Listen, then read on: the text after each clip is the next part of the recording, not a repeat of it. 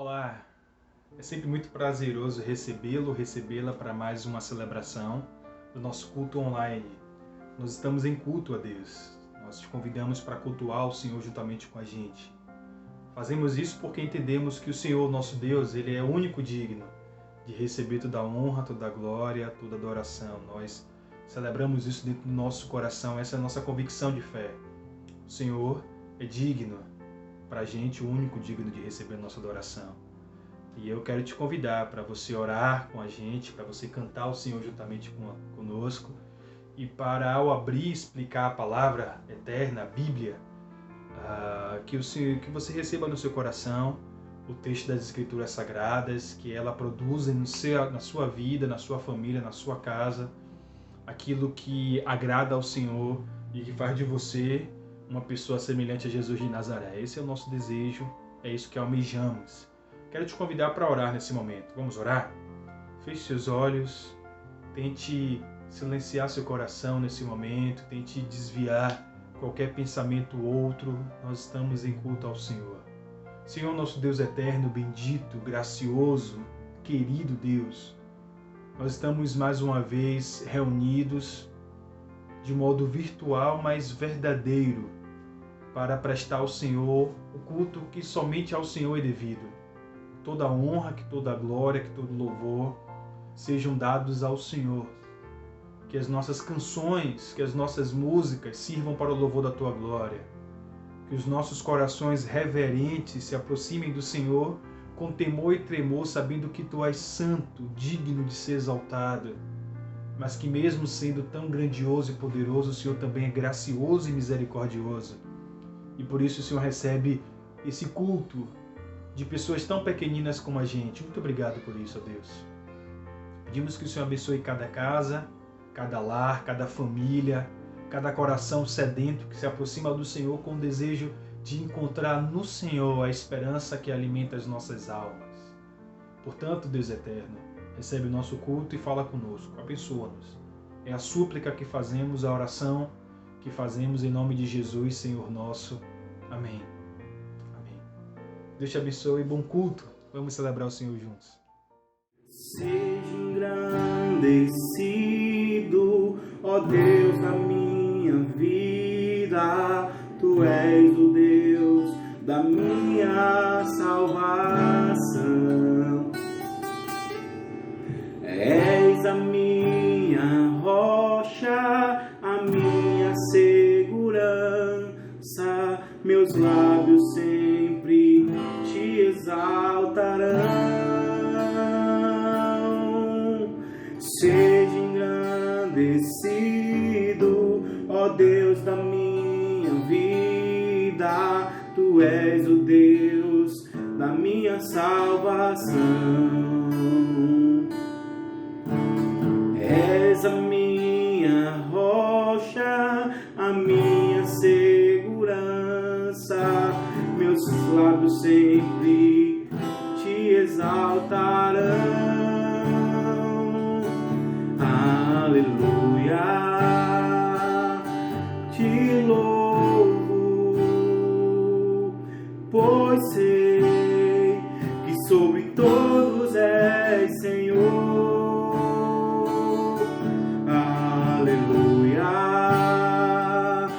Te louvo, pois sei que sobre todos é o Senhor. Seja engrandecido, ó Deus da minha vida. Tu és o Deus da nossa salvação. És a minha rocha, a minha segurança. Meus lábios sempre te exaltarão. Aleluia, te louvo, pois sei que sobre todos és Senhor. Aleluia, te louvo,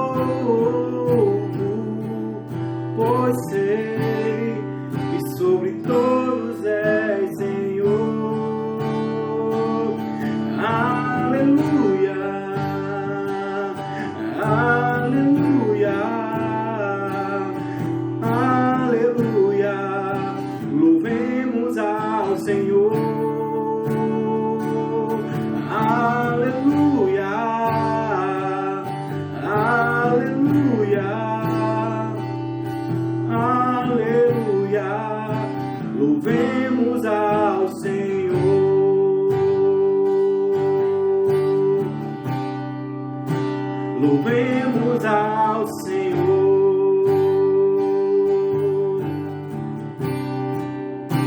louvemos ao Senhor.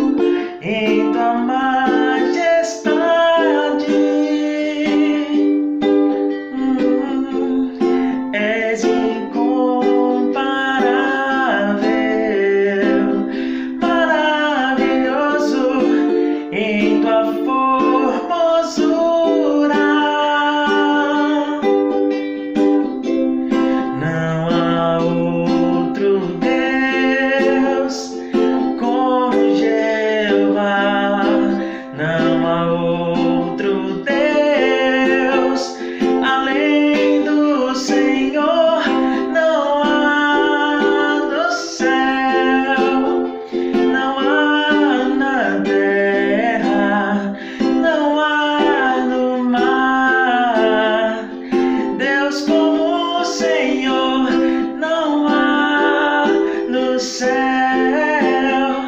não há na terra.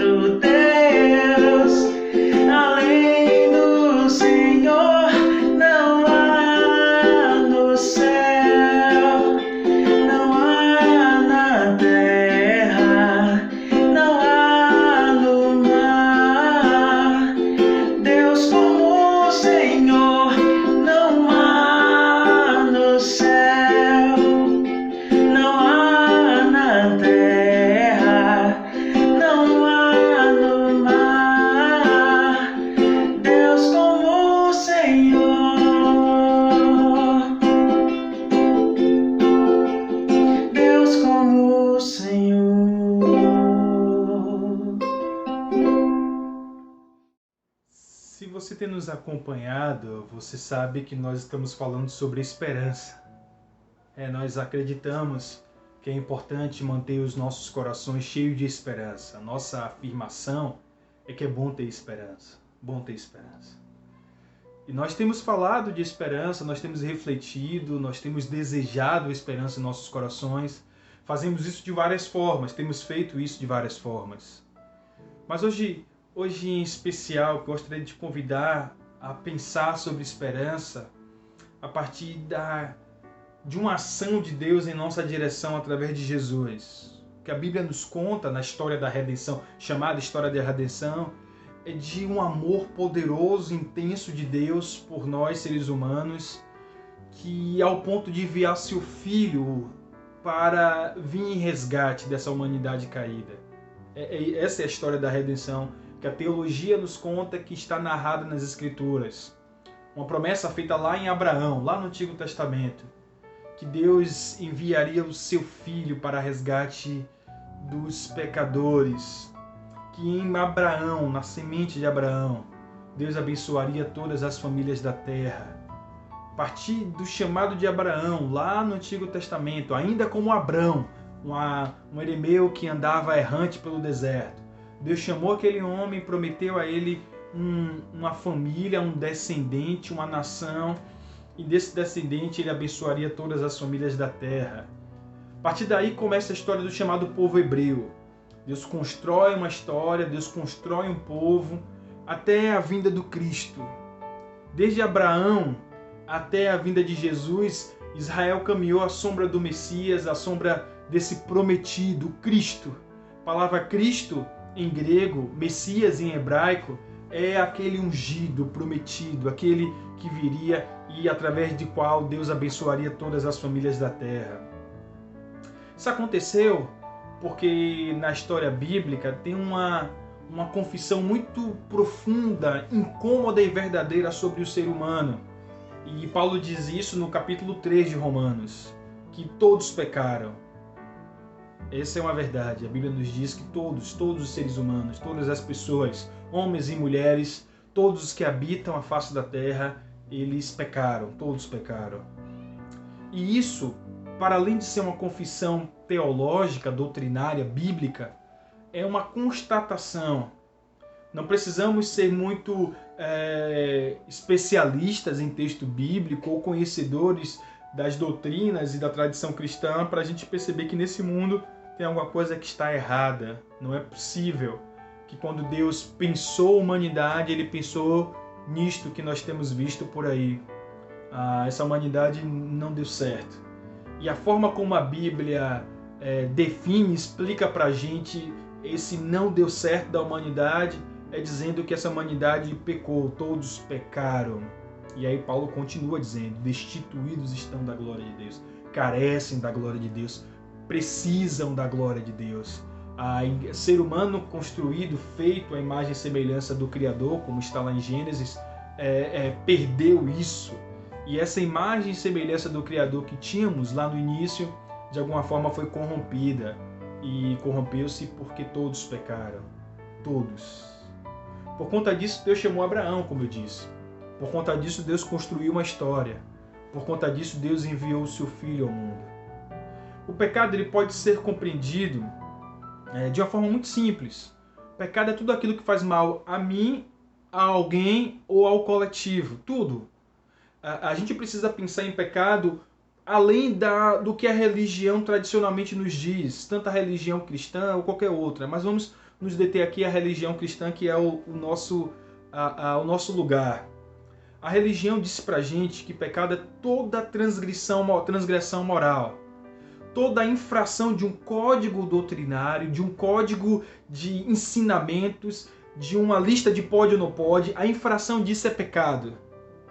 Mas eu creio que a Bíblia nos chama a pensar em pecado de uma forma mais complexa. Primeiro, a Bíblia chama de pecado um afastamento, uma separação, uma ruptura que essa humanidade fez com o seu Criador.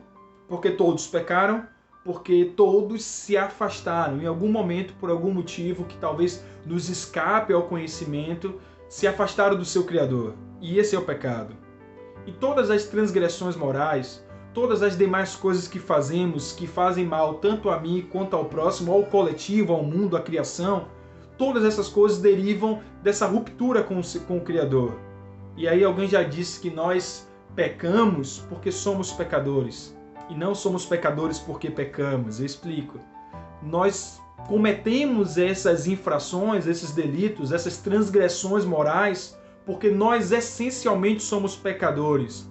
E não somos, em essência, pecadores porque cometemos isso. A lógica não é essa.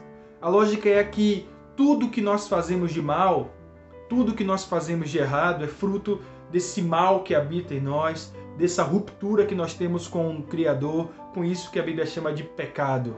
Todas as transgressões, todo o mal que a gente vê no mundo, todos os conflitos que existem nesse planeta que nós vivemos, sistema de opressão, violências das mais diversas, deteriorização da imagem e semelhança, daquilo que chamamos de humanidade, tudo isso é fruto do pecado. Por isso, nós pecamos, nós falhamos, nós construímos coisas erradas porque somos pecadores, e não o contrário disso.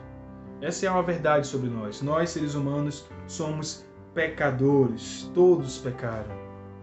E como eu falei, existem algumas evidências, algumas coisas que a gente pode perceber, as evidências desse pecado em nós. E a Bíblia nos ajuda a pensar.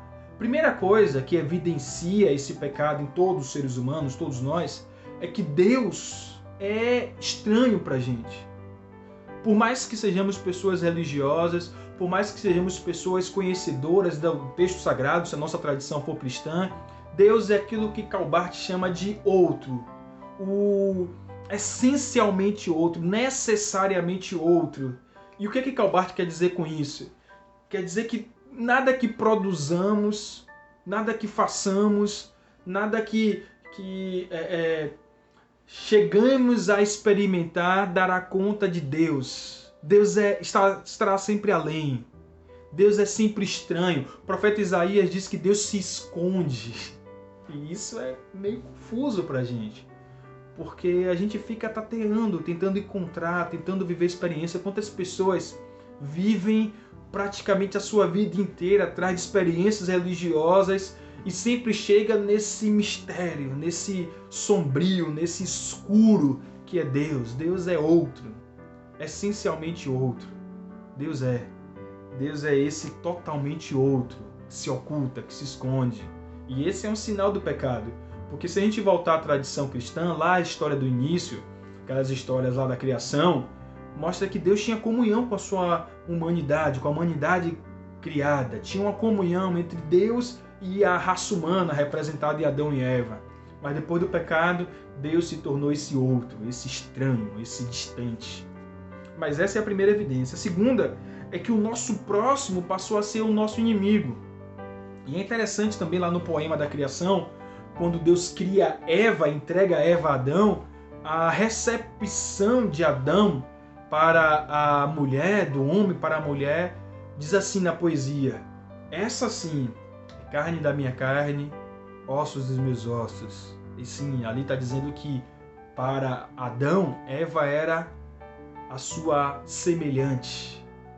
Eva era a carne da sua carne, osso dos seus ossos. Ou seja, na humanidade o outro era ele mesmo. Na criação, no projeto criador, outro era apenas Deus. Todos nós, seres humanos, éramos um. Era esse o projeto inicial. Todos sendo um só. Mas o pecado fez com que o meu próximo, esse meu semelhante, esse que é carne da minha carne e osso dos meus ossos, se tornasse o meu inimigo. E na história da criação tem uma narrativa da experiência de Caim e Abel, eu acho que todos nós conhecemos. Dois irmãos que por conta do pecado se tornaram inimigos. E um matou o outro. Caim matou o seu irmão Abel. A partir daí, Eva, que era a carne da minha carne e osso dos meus ossos, esse meu irmão, esse meu semelhante, passou a ser esse outro, esse incômodo, esse estorvo, esse que é o meu inimigo, o meu concorrente, o meu opositor. Mas a terceira característica do pecado em nossas vidas é a crise que nós vivemos. Nós vivemos em uma constante crise. Crise moral, crise ética, crise de emoções. Paulo chega a dizer o seguinte sobre essa crise, em Romanos capítulo 7, que o bem que ele quer fazer ele não consegue fazer, e o mal que ele rejeita, que ele repudia, que ele não gostaria, ele se pega fazendo esse mal. Olha que crise. Eu creio que acontece isso com todos nós. Aquilo que achávamos absurdo, nós em determinado momento da nossa vida nos vemos tentados a fazer. Aquilo que reprovamos, em determinado momento nos pegamos fazendo. E o que é isso? A Bíblia diz que isso é consequência do pecado. Uma crise, o bem que eu quero eu não faço, o mal que eu não quero, esse eu termino fazendo. E por conta disso, dessa autossabotagem, dessa autodestruição que o pecado causa em nós, nós construímos um mundo absurdo. O mundo que nós vivemos, ele é absurdo, ele é caótico, ele está em profunda agonia. E tudo isso é fruto do que eu e você, nós seres humanos, construímos. Fomos nós que criamos a escravidão. Nós que criamos os preconceitos diversos. Fomos nós que criamos o racismo, a homofobia. Fomos nós que criamos a xenofobia. Fomos nós que criamos o machismo. Fomos nós. Sistemas de opressão. Fomos nós.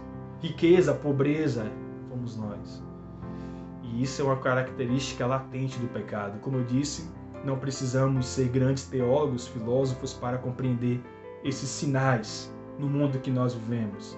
E é isso que a Bíblia chama de pecado. Pecado é esse mal, é essa maldade que somos capazes de produzir. Estamos inseridos nisso. Mas como eu falei, desde que o pecado entrou na realidade humana, na história da humanidade, Deus resolveu intervir.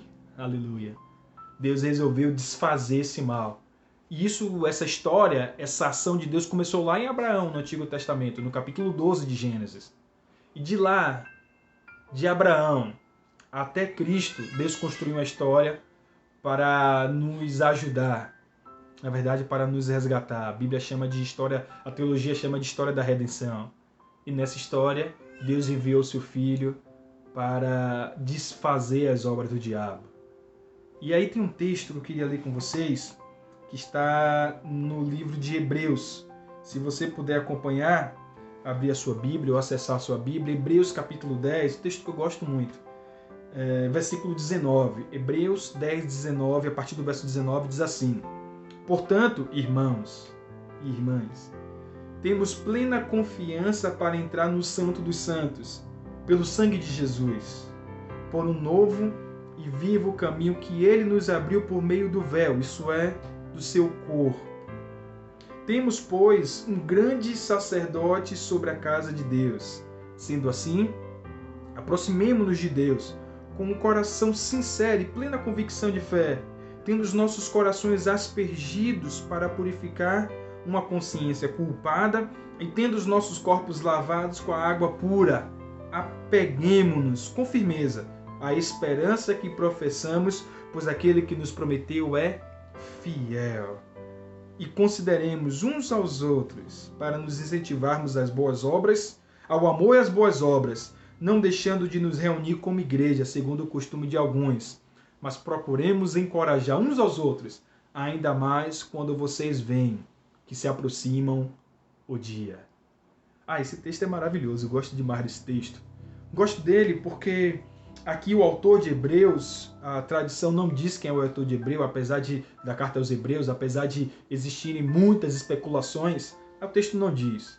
Mas aqui nos diz coisas profundas. Primeiro, fala desse acesso ao lugar santo. Quem conhece um pouco da tradição de Israel, da tradição hebreia, mais do povo de Israel, sabe que a organização do templo de Israel, no centro do templo tinha o lugar santíssimo, o Santo dos Santos, que somente o sumo sacerdote poderia entrar ali uma vez por ano. Não era todo mundo que podia, porque ali estava a presença de Deus, de um Deus santo que estava no meio do povo. Mas não era o povo todo que tinha acesso, apenas o sumo sacerdote, depois de se purificar, de se lavar, de se limpar, uma vez por ano, ele entrava na presença de Deus para apresentar a oração, os pedidos, as súplicas, os sacrifícios de todo o povo. Aí o autor de Hebreus fala que em Cristo, esse acesso antes restrito, antes privado, antes distante, passou a ficar mais próximo, passou a estar disponível a todos os que se aproximam de Deus em nome de Jesus. Porque a verdade é a seguinte, que Deus continua sendo santo e nós pecadores. Mas Jesus é a nossa religião. É Jesus que nos religa a Deus. Não é a tradição cristã, não é. Não são as mais diversas convenções, as mais diversas placas em nome de igreja, não.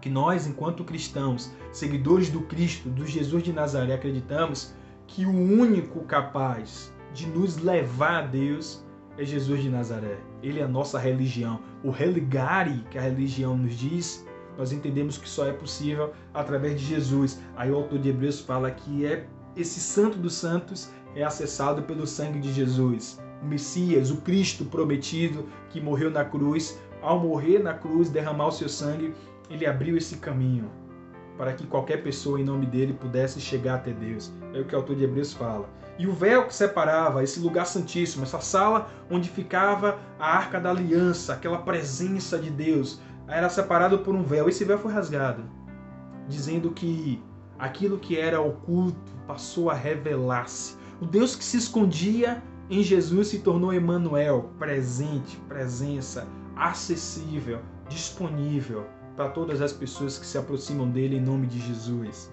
O véu se rasgou e agora nós temos um grande sacerdote, não um ser humano que uma vez por ano entrava naquele lugar para oferecer as nossas orações e sacrifícios a Deus. Não. Esse sacerdote é Jesus. E esse sacerdote em Jesus, em seu corpo, nos convida a ter comunhão com Deus todos os dias. Foi o próprio Jesus que falou que se quiséssemos falar com Deus, orar, bastávamos entrar no nosso quarto, bastávamos a simplicidade da oração em nossos quartos para falar com Deus eterno, que em nome de Jesus o Deus eterno se faria presente, como eu falei, se faria Emmanuel. Mas aqui o autor de Hebreus nos dá 3 conselhos, ao meu ver. 3 conselhos fundamentais para qualquer pessoa que deseja ter comunhão com Deus e superar o problema do pecado. Olha só, primeiro ele diz o seguinte: aproximemo-nos de Deus com o nosso coração sincero. Lembre-se que Jesus falou para a mulher lá no tanque em Samaria, lá no tanque de Jacó, que Deus procura verdadeiros adoradores, que o adorem em espírito e em verdade, em sinceridade. Aí o autor de Hebreus fala que devemos nos aproximar em sinceridade e com plena convicção de fé. Por que com plena convicção de fé? Porque a nossa fé é em Jesus, não em seus méritos, não nos meus méritos, não porque você é digno ou merecedor, não é isso, é pela fé em Jesus. Portanto, o Deus eterno se tornou acessível não porque somos merecedores, porque nós não somos, continuamos sendo pecadores.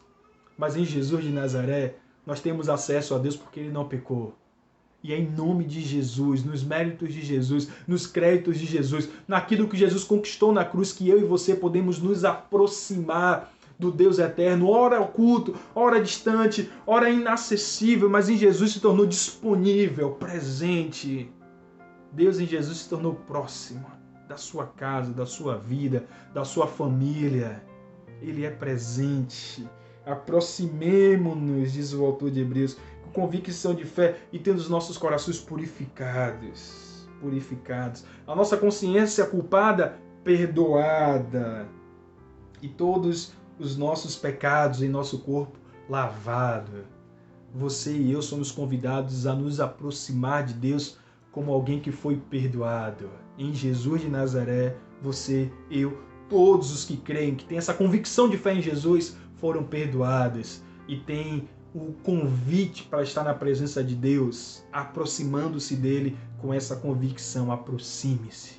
Não fique tateando, procurando aqui e ali, experiências de religião, atrás de igreja. Você não precisa de pastor, você não precisa de padre, você não precisa de bispo, você não precisa de nenhuma outra artifício, nenhuma outra pessoa a não ser Jesus de Nazaré. No fundo do seu coração, com a convicção de fé, você não precisa de nada a não ser de Jesus para ter essa aproximação do Deus eterno. Aproxime-se em Jesus. Você alcançou o perdão do Deus eterno. Aproxime-se. Primeiro conselho. Segundo conselho está no versículo 23, que ele fala o seguinte: apeguemo-nos a essa esperança.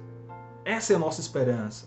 O mundo está um caos, o mundo está em desordem, a vida pode estar ruim, tudo pode estar desmoronando, o nosso Deus permanece firme, rocha eterna é o nosso Deus. Essa é a nossa esperança. Apeguemos-nos nisso, nos aproximemos de Deus firmes nessa promessa. Por quê?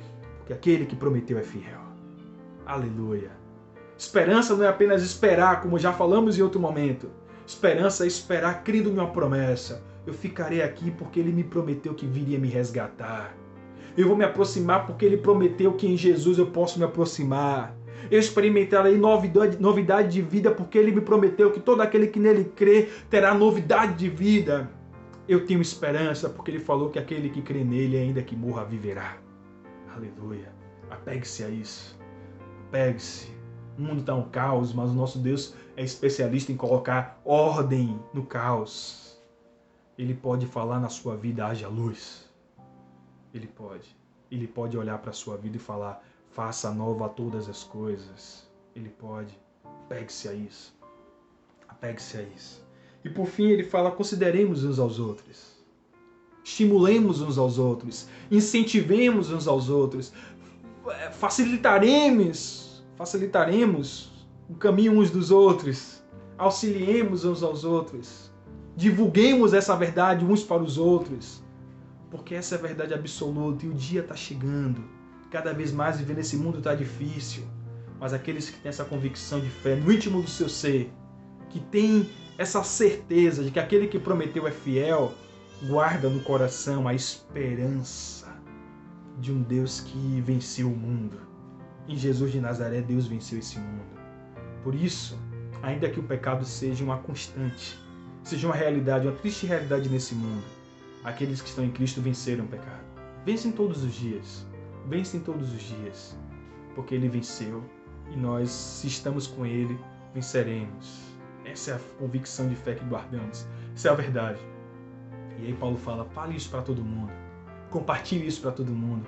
Facilite essa informação para todo mundo. Divulgue essa verdade. Fale para todos que em Jesus, quem tem essa convicção de fé, quem se apega a isso, tem esperança. Tem esperança. Ele nos perdoou, Ele nos regenerou e Ele voltará para nos buscar. Esse mundo está um caos? Está um caos. Mas o nosso Deus, Ele consegue colocar ordem no caos. Você acredita nisso? Creia. Aproxime-se. Porque o Messias prometido, Ele veio em Jesus de Nazaré e veio para nos levar para Ele mesmo. Em João ele fala que onde quer que Ele esteja, nós também estaríamos. Estamos nele e nele temos a vida eterna. Tenha esperança. Creia nisso. Guarde no seu coração. Porque aquele que prometeu, Ele é fiel. Que Deus te abençoe. Tenha uma boa semana. Em nome de Jesus. Amém.